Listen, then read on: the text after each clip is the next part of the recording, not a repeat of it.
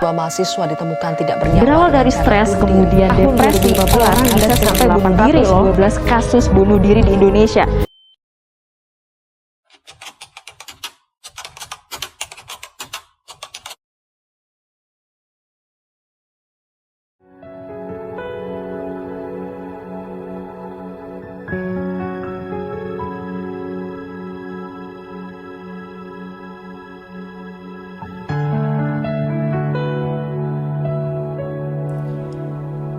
Aku terjebak. Diriku terbelenggu oleh rasa takut yang begitu mudahnya mengendalikan diriku. Padahal, pada relung hatiku yang terdalam, kebebasan merupakan sebuah impian, sebuah kemewahan. Mungkin, kebebasan memang tidak pernah bersemayam dalam hidupku, yang hanya familiar dengan takut, dan takut. Ketika aku memulai sebuah langkah baru, ketakutan itu benar-benar mengikis kepercayaan diriku, menghambat seluruh langkahku untuk maju selangkah. Apa kata mereka? Bagaimana bila aku gagal?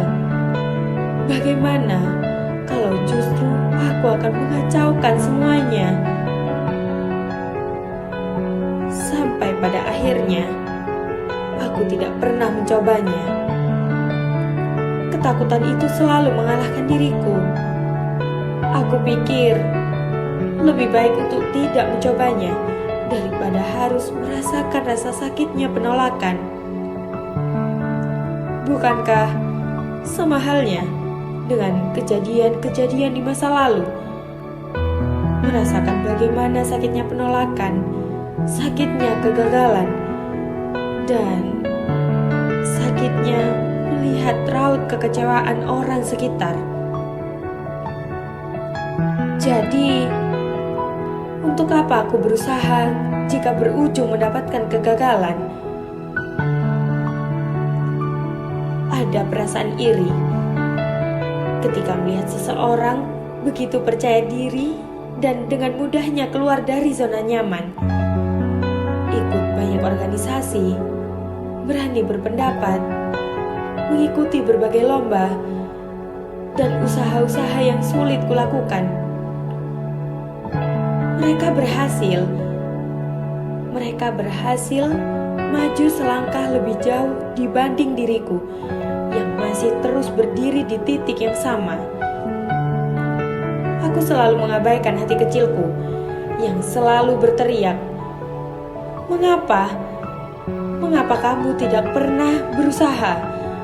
Mengapa ketakutan itu selalu menang?"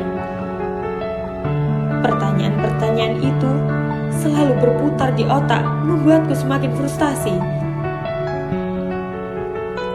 Ya, aku tahu jawabannya. Sejak awal, aku memang tidak pernah percaya pada diriku sendiri. Bahkan, saat melihat pantulan diriku di cermin, aku hanya bisa melihat si pengecut yang hidup. Begitu banyak makian yang ingin kulontarkan pada diriku sendiri.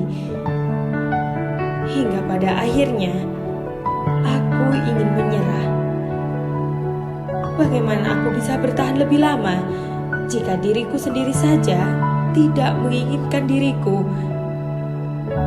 Siapa pula yang mau singgah di dalam jiwa dan raga yang pengecut? Untuk apa aku hidup? Aku hanyalah manusia benalu yang masih terbelenggu oleh rasa takut dan tidak percaya diri.